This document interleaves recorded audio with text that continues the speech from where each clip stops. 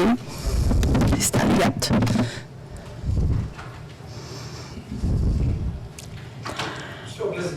Mr. Chairman, dear participants of this plenary present here at the Houses of Parliament, it is a great pleasure and honor that I address you at this international conference on development for growth, on the theme, the role of the parliamentarians in managing economic growth for equitable development.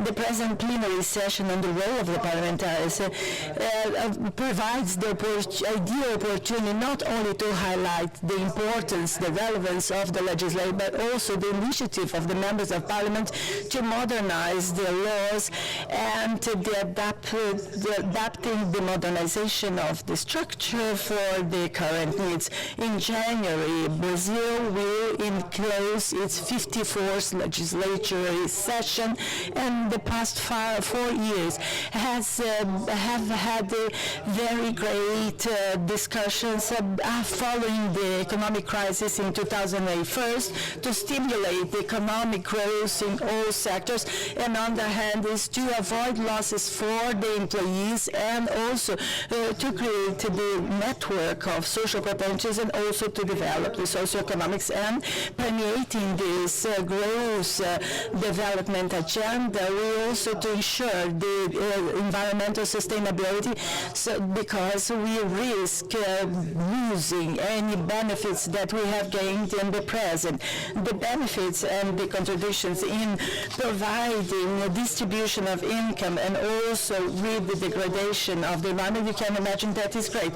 For a country with the sheer dimension of Brazil, we closed 2013 with the GDP of 1.36 trillion pounds sterling, or 60,000 pounds per share capital, which is 1/3 of the income of the GDP in Brazil. Brazil is one of the breadbaskets in the world, and even so, 64% of the 8.5 million square kilometers conserve its native vegetation, despite the fact of the historical deforestation that we suffer. Most of our national territory remains covered by forests and other forms of vegetation.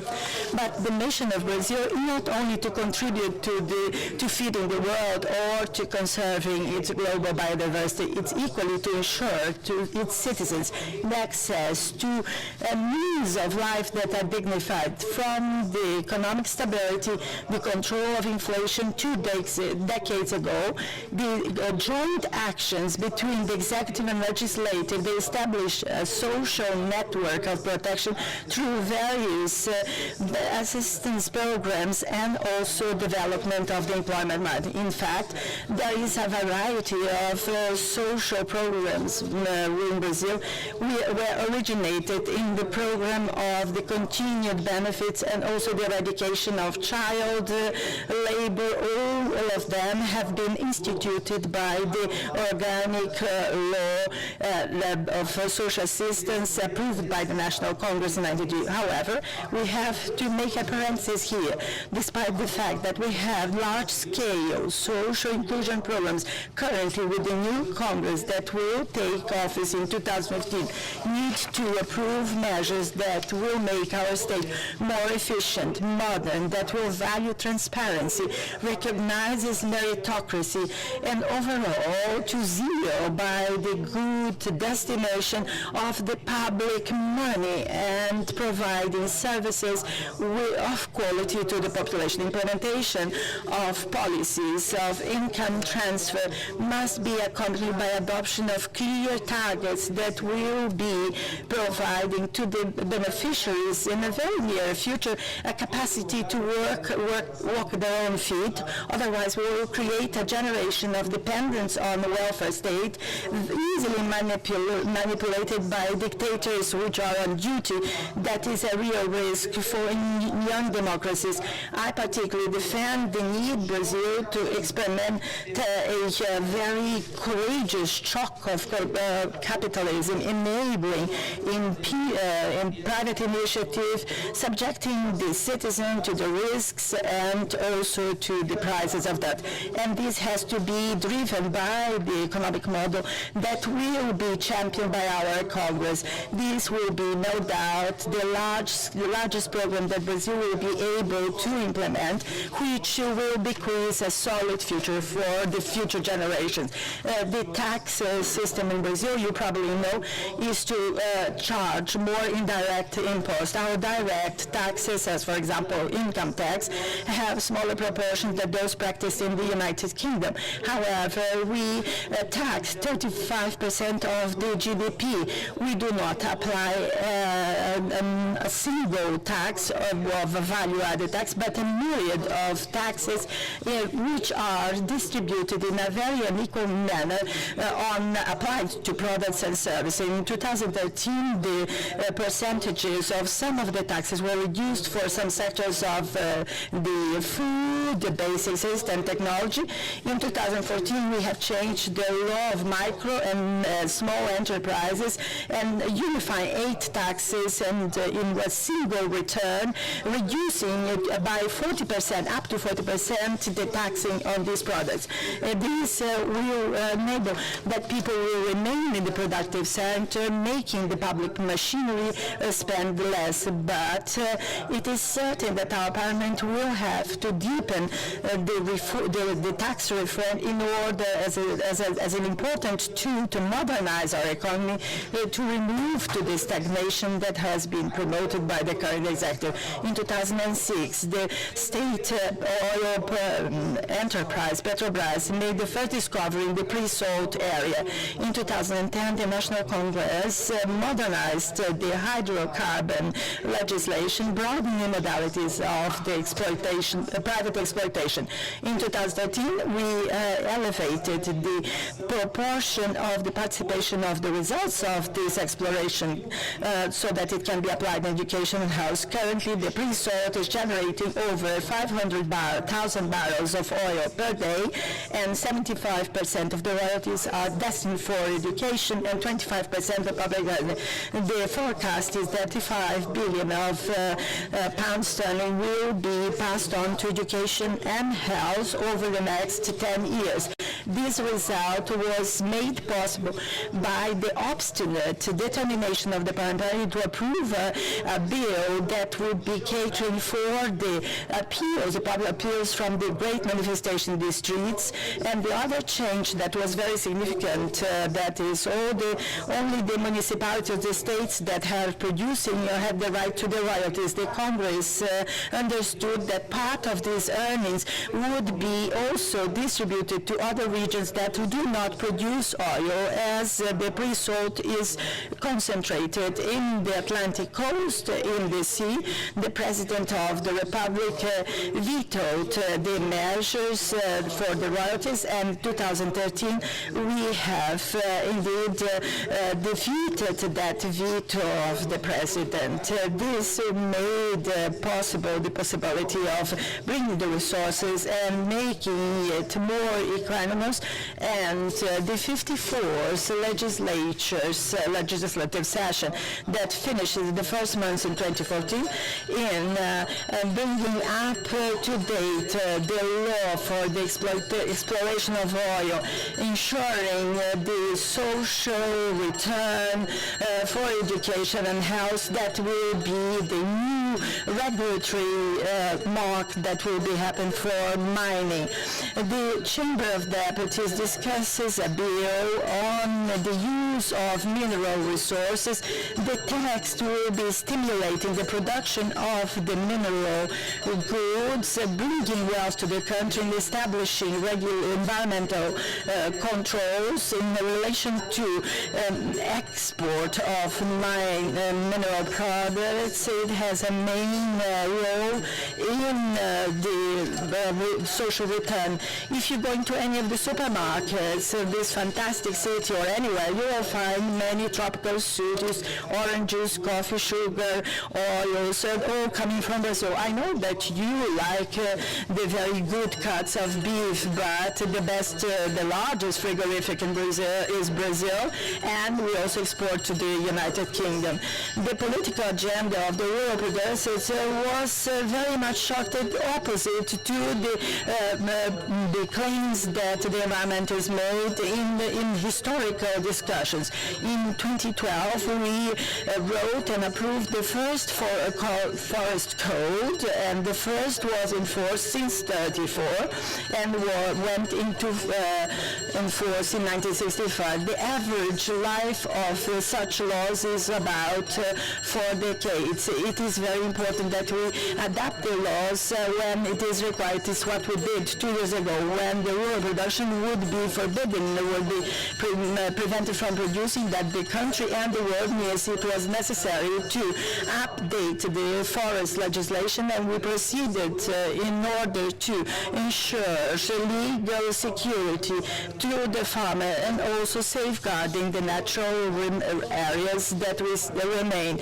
We have to remind you that we are a country that preserves most of the native forest, and the new forest code approved by the Brazilian Parliament took into consideration the corroboration that the preservation of the Brazilian forest, particularly in Amazon, means to preserve the humanity itself. I insist that Brazil abdicated for the exploration of 2/3 of its territory in the name of world interest, and even so did not get any compensation for that. I'm a parliamentarian coming from Acre, in the very heart of Amazonas, where Marina Silva, that was a former candidate for the presidency of Brazil, in the very heart of Amazon, and I defend our assets of environment and forest assets, so in order to consolidate a fair and clean economy that will enable full economic and social development of the Amazonian region, despite the fact that it still has the lowest level of development in the country.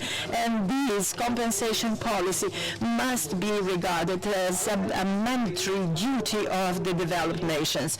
In addition to the work that the Parliament does, this is one of the things that we do is the regulatory oversight, and this is one of the workshops that was held in this conference over the past 4 decades.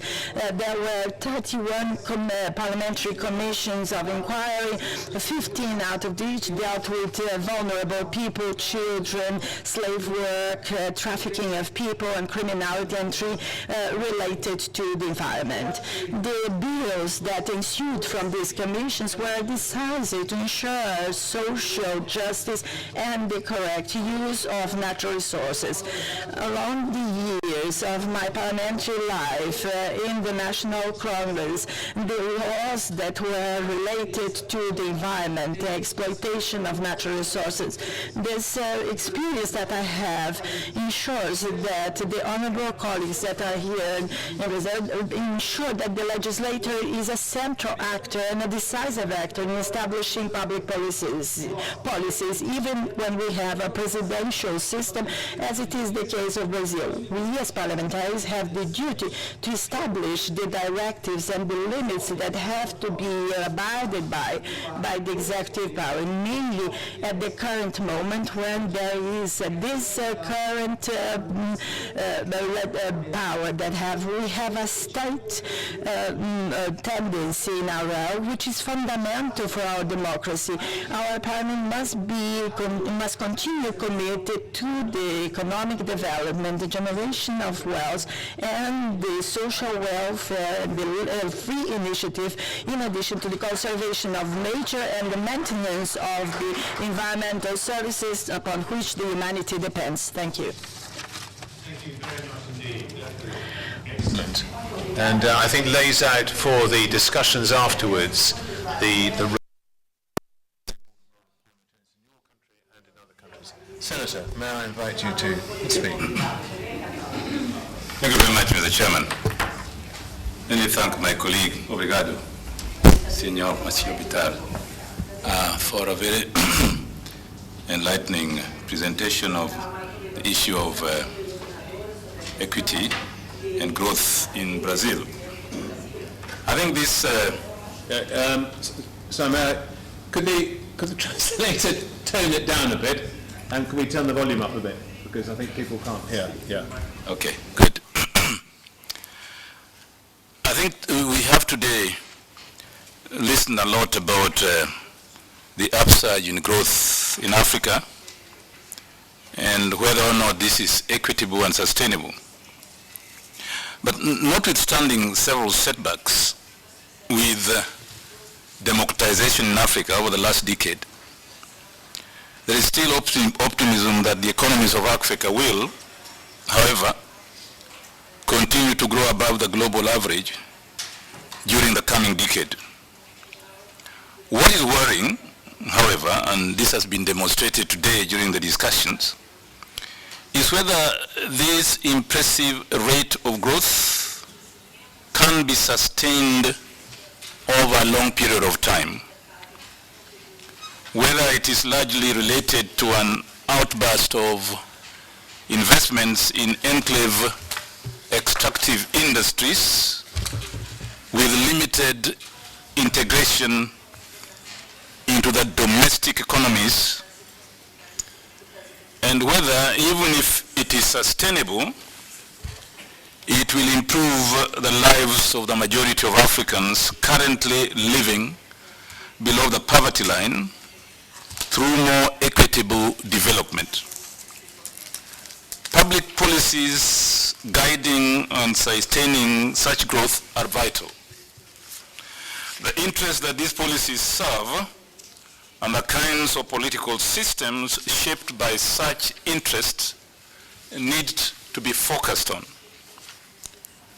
Parliamentarians are actors or agents in such political systems and represent interests that shape policy or are affected by policy. What role should parliamentarians play in nurturing public policies and legislations that will promote sustainable development with equity and social justice? It is with regard to the issues of equity and sustainability that the World Community of Nations, over 10 years ago, called on developing countries to pursue Millennium Development Goals to be achieved by next year. It was observed then, and quite rightly so, that governments need to be transparent and accountable to the governed, that they need to be closer to the people, encouraging popular participation in public policy making and policy implementation so that public resources can be more equitably used to meet basic needs such as health, housing, education, access to clean drinking water, and security. In this regard, highly centralized forms of government, quite often typical of authoritarian regimes, were rarely seen as good agents for the pursuit of the Millennium Development Goals. That is why the era of the pursuit of the MDGs was inherently assumed and not necessarily explicitly stated as a necessary prerequisite at the UN level to be the epoch of both democratization and decentralization. As we draw closer to 2015, it is necessary to take a balance sheet of MDG achievements. A quick glance at the performance of African countries reveals heterogeneous performance of low achievers, moderate achievers, and high achievers. Low achievers are countries where little has changed or matters have even become worse over the last decade or two in terms of both good governance and social and human development. In this group, one would find most of Africa's war-torn societies as well as traditionally highly indebted poor countries. Among the moderate achievers are countries that have enjoyed relative political stability over the last 2 decades, with moderate economic growth but no significant change in poverty reduction or social welfare investments targeting the poor. Thus, gross income inequalities persist or continue to grow as poverty and social deprivation, both very often associated with political marginalization, continue to plague the bottom half of such societies.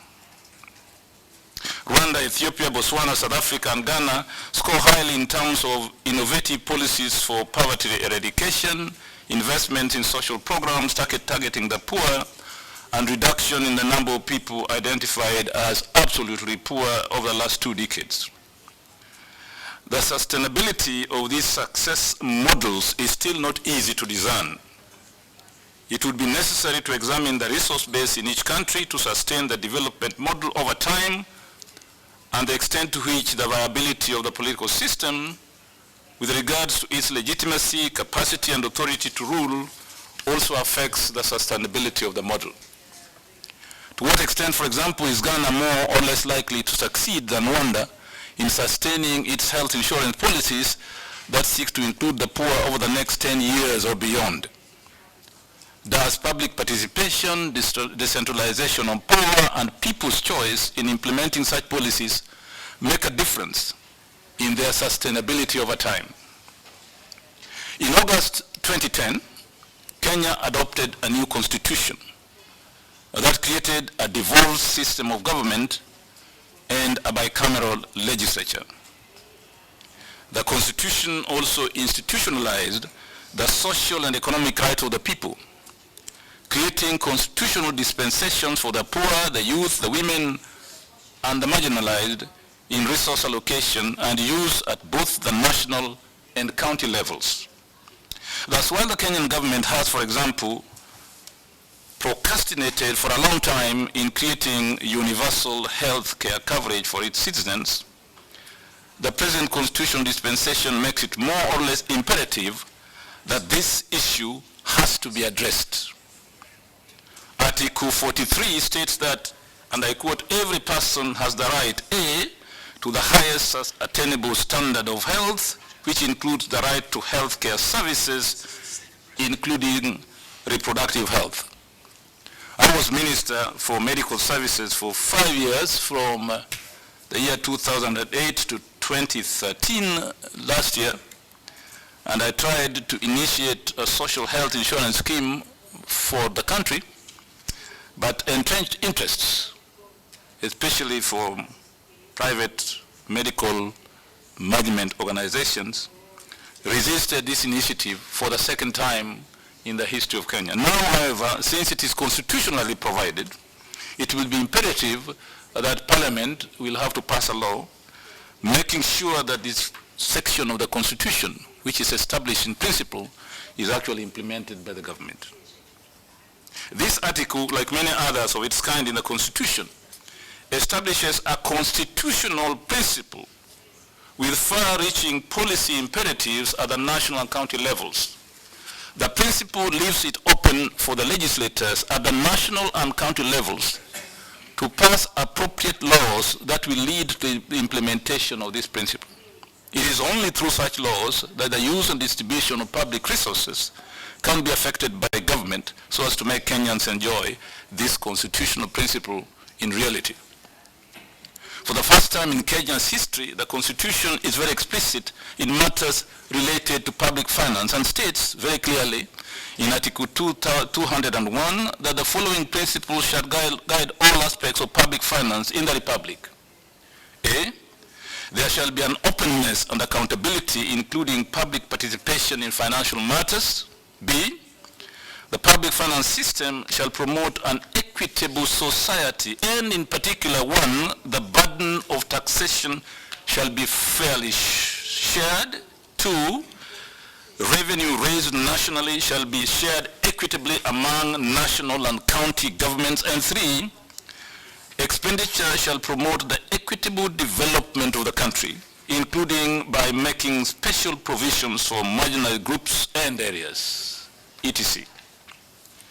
Article 220-227 gives Parliament, particularly the National Assembly, powers to interrogate government proposals for revenue expenditure of public finance resources and to determine that final analysis how budgetary allocations shall affect public investments and the share and distribution of national resources. In discussing and reviewing government estimates 2 months ahead of the presentation of the budget to Parliament, the Budget Committee of the National Assembly is obligated to, I quote, seek representation from the public, unquote, taking into account recommendations from such encounters when the committee makes its recommendation to the National Assembly. All these constitutional provisions and many more are meant to enhance transparency and accountability in the budgeting process and the equitable use of public resources and the promotion of the public good. Kenya has had an experience with the new constitution for 2 years now. Parliament should have by now enacted most of the relevant laws that will translate general principles in the constitution into concrete institutional procedures that will compel the government to respect equity and social justice in the use and distribution of public resources. But the Parliament, both the National Assembly and the Senate, suffers from an alarming lack of capacity to originate appropriate legislation that will make the Constitution realize its value in public policy and development imperatives that promote equity and social justice sustainably. Further, very few parliamentarians are aware of or even concerned about their vital role in originating bills that will help implement the constitutional provisions aimed at enhancing sustainable development, equity and social justice. The reason for this could be found in the very weak ties that parliamentarians have with their political parties, the political parties they represent, and the rather innocuous and vague policy positions that political parties espouse. The low level of institutionalization of political parties and their relative absence in the arena of policy formulation in the work of Parliament leaves room for MPs to be quote-unquote freelancers in formulating legislation that will underpin Parliament's role as an oversight institution. Could you slow down? The interpreters can't keep up. They can't keep up with me, sorry. The low level of institutionalization of political parties and their relative absence in the arena of policy formulation in the work of Parliament leaves room for MPs to be freelancers in formulating legislation that will underpin Parliament's role as an oversight institution. The result has been that Parliament spends most of its time debating government bills, which may not necessarily make much difference to the status quo, notwithstanding the commitment to economic growth that always underpins government budgets submitted to Parliament annually. But let me not say that all is not lost. There are indeed instances where both senators, some senators and members of the National Assembly have actually originated very important private members' bills. For example, Senator Agnes Zani formed a committee in which I was a member to originate a bill that will address the issue of royalties, the share of royalties in the upsurging mining sector, and how the earnings from the mining industry will be shared from the village and community level up to the national level. This bill is currently being debated by the Senate. Stakeholders in mining industry had inputs during the public hearings for the bill, and we do hope that it is going to be an important bill in addressing major issues in the rising mining sector in the Kenya's economy. While economic growth is on its own a commendable policy initiative for any government, and it does at times lead to increasing employment, better incomes, and improved standards of living for some segments of society, attention needs to be drawn to those who lose out on economic growth. Who they are, how many they are, where they live, what they feel about this, whether their lot can be addressed now or in the future, and the implications of all this to the sustainability of a particular model of economic growth in the long run. This knowledge is not spontaneously given. It must be researched into, it must be sought, and it must form a culture in parliamentary practice. Parliamentarians need to be sensitive and concerned about these issues, since the majority of those we represent look up to us to provide solutions to their problems of unemployment, poverty, lack of adequate social services, and insecurity. We do this first and foremost through formulating policies that we present to the public when we are seeking to be elected. Normally, we do this within political party manifestos presented to the electorate during elections. We stand accused very often of not following these manifestos, whether we succeed to form government or stay in the opposition. In any case, whether in government or not, the culture of sustaining political parties as relevant and vital institutions in policy making within the framework of democratic governance is still a work in progress in most African countries, including Kenya.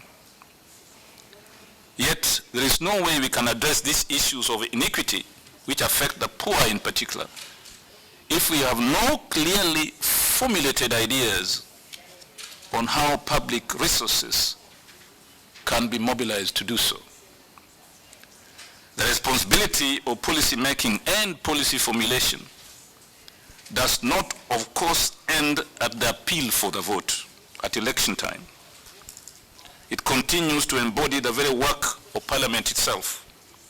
As a law-making body, Parliament brings together the opposition as well as the government, both of which must do their best all the time to ensure they are working in the interest of the people. But the need to win the confidence and support of the electorate, both for the government and the opposition, can itself be counterproductive to the long-run pursuit of transformative policies if it frequently gives in to mere populism, either at election time or subsequent to that. There will always be this tension in our legislative bodies, the tendency for both the government and members of Parliament to pursue legislation which may appear to be popular, but are in actual fact counterproductive to sustainable and equitable development. Parliament in this regard needs to be eternally vigilant in always keeping itself and the executive branch of government accountable to the people in line with the principles and values stated in the Constitution.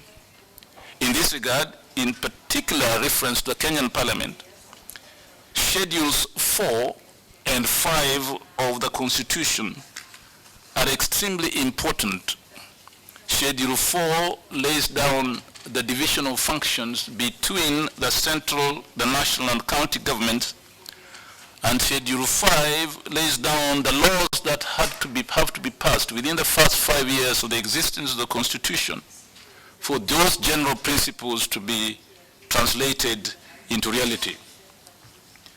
As I speak today, I'm not quite sure from the balance sheet I've taken that Parliament has done its best to keep the government on its toes and making sure that laws relevant to both the two schedules are implemented in time to make the constitutional a reality in the lives of the Kenyan people.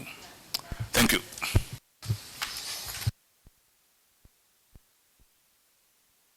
I'd just like to introduce your chairman, Sir Gale.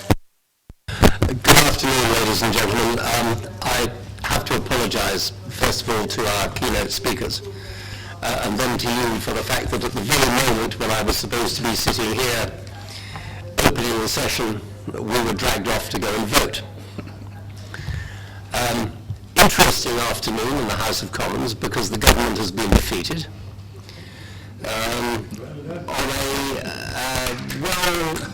Just before we go too far down that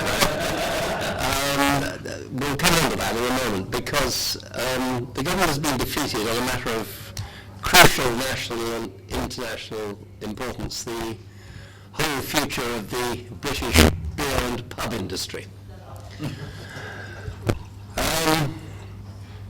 Senator Bittar referred to the popular as against the counterproductive in his closing remarks. What's happened this afternoon in the House of Commons is that in the run-up to a general election, a group of members of Parliament have chosen to vote against the government on our side, the Conservative side and the Liberal side, and to make common cause with the Labour Party to introduce what superficially is very attractive. The concept that a tenant of a public house, beer shop, should be able to sell whatever beer he or she likes, rather than having been told by the owner of the pub what beer they will sell. Sounds like a good Conservative measure. It sounds like free market principle. Sounds absolutely wonderful. And I don't doubt that out there tomorrow and in the coming days, people will applaud those that voted against the government. This has a direct bearing, by the way, on sustainability.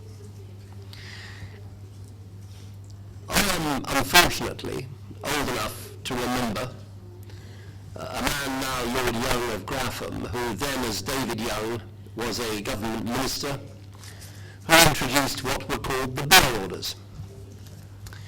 The beer orders were designed to take away public houses, beer shops, from the brewers who owned and controlled most of them, and allow other people to enter the market. Sounds wonderful. But unfortunately, there is a thing called the law of unintended consequences. What actually happened was that the brewers were told they had to get rid of their pubs, so they got rid of their public houses. Far from creating this wonderful free market, along came some property developers, bought up lots of the pubs, and ran what are now known as pub companies, with no interest in the production of beer at all, but with a great interest in making as much money as they can out of their investment. And it is as a direct result of what David Young did 20 years ago that we were where we were this afternoon, complaining that the pub companies, not the brewers, were charging their tenants too much money. What we've done this afternoon is to create a situation that will make what remains of our once proud brewing industry less than viable. A huge chunk of it has already been sold to Germany, and some of it has been sold to other countries. And I suspect that in 20 years' time, those who have voted this afternoon for what they believe to be popular, and what superficially will be seen to be popular, they will be regretting that they have destroyed what is left of our brewing industry. That is what sustainability is about. It's not about the short term. It's not about taking popular decisions. It is about taking the right decisions. I don't propose to preach to you for very long, but I thought it might be interesting for you just to hear an example of how we who sometimes presume to tell some other countries in the world how they should run their business, can actually get it monumentally wrong. And we've just done so this afternoon.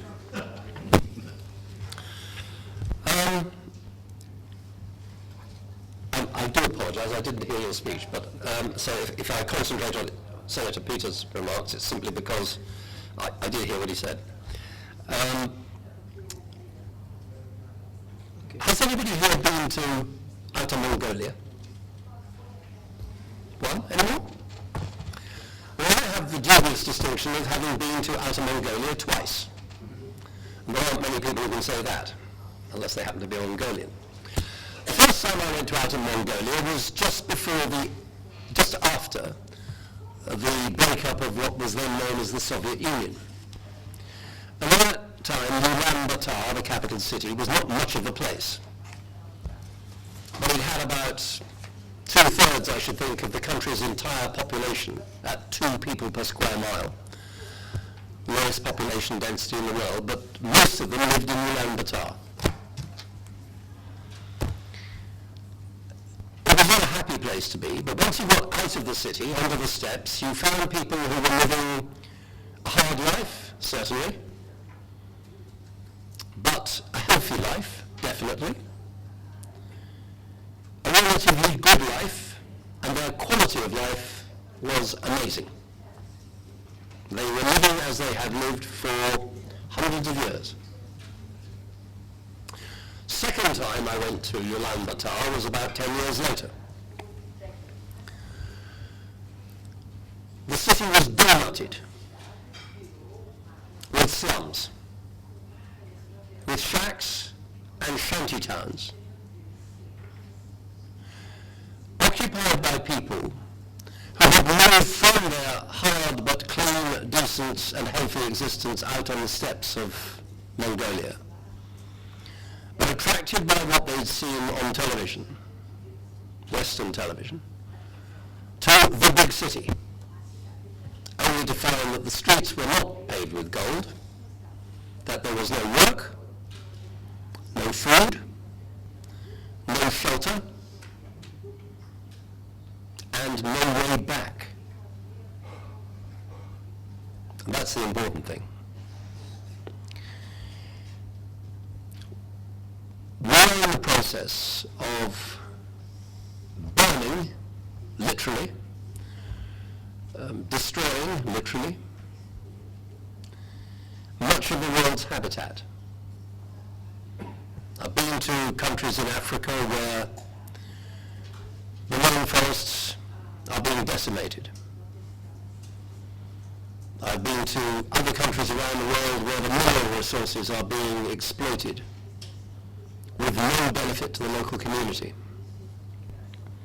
Peter said in his remarks in the context of the bill that one of his senator colleagues is introducing that the mining extractions would be subjected to royalties paid to the local community. The interesting thing to me in what he said was that the villages and the communities would benefit up. And that surely has to be the key to a lot of this. That it should start with the community and the village, and that the benefits should go upwards, rather than it should start with the mining company or the government or taxation, and some benefits be allowed as crumbs from the legislators' table to trickle downwards back eventually to the villages, who might get just a little of what properly should be their own. And again, in that context, we have the same problem here. We are in the process, we are concerned obviously about fuel security. We are highly dependent upon other countries to keep our lights on, to keep our hospitals powered, to keep our schools powered, to keep our industry powered. So, like many other countries, we are looking for ways to generate our own sustainable energy. we're looking at wind power, we're looking at wave power, we're looking at everything. We're looking at fracking, the generation of shale gas using the techniques that I'm sure you all know about, that may or may not damage the environment. It has to be important here in the United Kingdom that if that process is going to go ahead, as I believe it probably must, the communities that have a direct interest in that and are impacted upon by the process, communities that may find that their subsoil is undermined, benefit financially. Because if they don't, then what has been happening for too long elsewhere, which is not sustainable, is that companies, and in some cases governments, I won't mention any names, will go in, asset strip a country's material, mineral, environmental resources and move on, leaving wreckage in its path and no benefit to the community. I didn't come here to talk, I came here to listen to you. But it does strike me that internationally we are seeing a move happened in Britain during the Industrial Revolution, and it's been happening internationally ever since. A move from a rural economy to an urban economy with sustainability at the bottom of the pile. Ladies and gentlemen, do we not have to consider global agriculture? Do we not have to consider that if we are going to feed the world, somebody has to grow the food?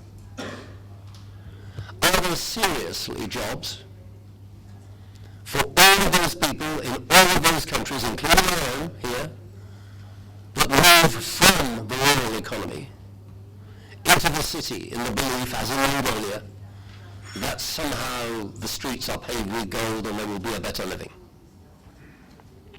Because if we allow that to continue, then our environment will be degraded, our livestock will be degraded, and we shall turn around in 20 years' time unable to look our grandchildren in the eyes because we will have failed them. Each and every one of you here this afternoon has a responsibility, as I do, to look after the future as well as today. Somebody very wise, much wiser than me, said to me a long time ago, live as if you're going to die tomorrow, but farm as if you're going to live forever. I'd suggest to you that we need to pay a lot more attention to added value and a lot less attention as a matrix to what is known as GDP. GDP measures profit. Added value measures reality. That's a purely personal view. Now, over to you.